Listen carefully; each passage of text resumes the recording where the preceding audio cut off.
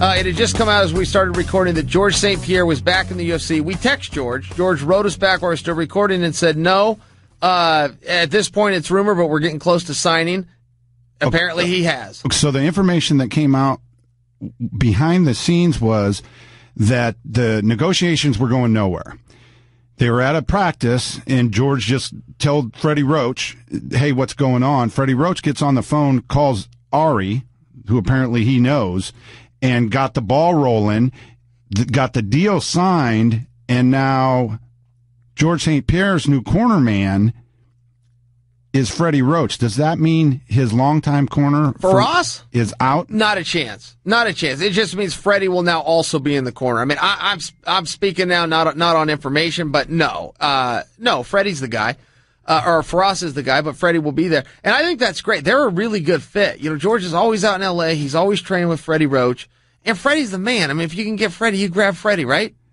I guess. I mean, it's always worked so great in the past having boxers coach MMA fighters. Well, and he's got, Freddie helped get the deal done. I wish I knew the intricacies of that. I don't know what Freddie would have said to Ari to let him know other than, hey, I'm standing here with George and he wants to do a deal. Here's the interesting part if you want to live in the world of speculation, which I do, which I think is more fun than actually having the info, is I think George has an opponent. I know. Well, of course, we know he has an opponent. The question is who is that opponent? And I think it's Nick Diaz.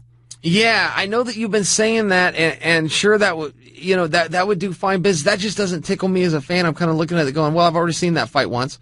I think if George is coming back, I think the rumors that he put out a while ago that he wants to go to 85, wants to challenge for the title. Bisping's the champ. It's him and Bisping. Bisping wants that fight.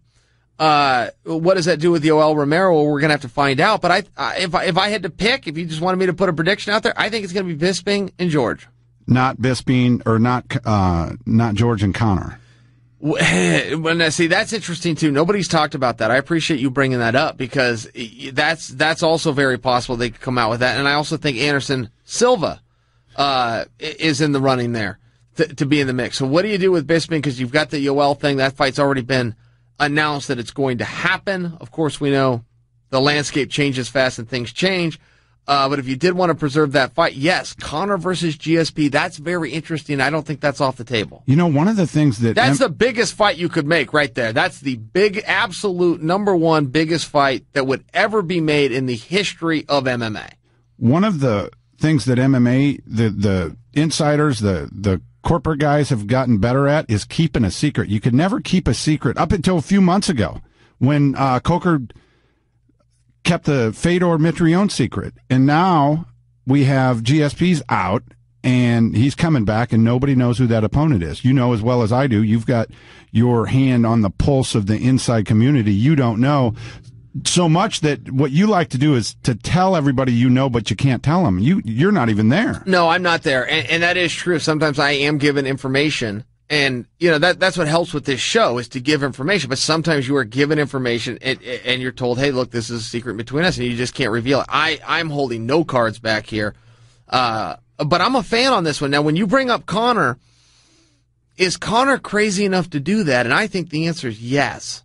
Would George do that fight? Yeah, of course George would do that fight. Well, Freddie Roach has also said that he thinks the Floyd-Conor fight's going to happen. So if Freddie's cornering GSP and he's giving that information out, maybe he's doing a swerve, but that would indicate that maybe the Bisping or maybe the Nick fight is there. I'll tell you, we had a chance to go out and train at Gilbert's gym. Gilbert set it up for us that we could go in there and train at his gym.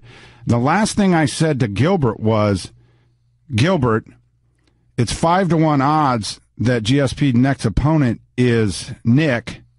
I bet $200. And he was radio silent since then. That doesn't mean anything either way, but he did not respond in any way, shape, or form. Wow, that's interesting. Yeah, you got Nick on the table. I just want to think he'd be the first option. I just wanted. I think the other matches I mentioned, particularly just because they haven't happened. Bisping is the champion. George wants to be the champion. I think he likes that matchup. Bisping wants the match. So, boom, you've got two guys that have already said yes. You just did the easiest. You just made the promoter's job very easy. Secondly, could it be? Yeah, sure, absolutely. You've got Anderson versus St. Pierre that people wanted to see forever. There's no title on the line. They can come up with their own weight class. I mean, they could get as creative as they wanted with that fight, and it works. And then you got the Conor thing. You got the Conor. Conor's the champ, so he'd have to go up to 170. He's done that before. I think Conor might be the weak link in that, where he's looking at it going, I don't think so. But I don't know. The way their contracts are structured and how big that fight would be. And Conor's crazy, man. We got to give him his due. The time of questioning Conor McGregor is long behind us. That guy is the real deal. He probably would sign off. The Bisping fight, the only way I see it is I see it at a catch weight of 180 pounds, it being a super fight, because George may like that fight, but I can guarantee you he doesn't like the perspective of fighting all the rest of the animals in that division. That becomes a problem too. If you want to be a chess player and look ahead, yes, I do believe George likes that fight and likes that matchup. Why?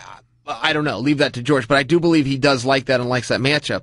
Does he like the other guys at 185? No, probably not. George has even talked about going the other way and going down to 155. So there's no telling what he's going to do. Now, let's say the 155 thing is true. Why the greatest fighter of all time would leave his weight class ever is beyond me. But let's just say it's true. That the only reason he's going down is to take on Conor. He's not jumping into 150 for any other reason. So if we can find out any piece of this, any detail, any clue, if I could choose one, it would be, hey, what weight are you going to fight at? If I knew what weight he was going to fight at, I could tell you the opponent. If he fights Anderson, that's going to be a catch weight somewhere. If he fights at 185, then he's fighting Bisping. If he fights at 170, I don't know. I think then you do have a strong case for Diaz. If he fights at 155, guaranteed lock, stock, and barrel, he's fighting Conor McGregor.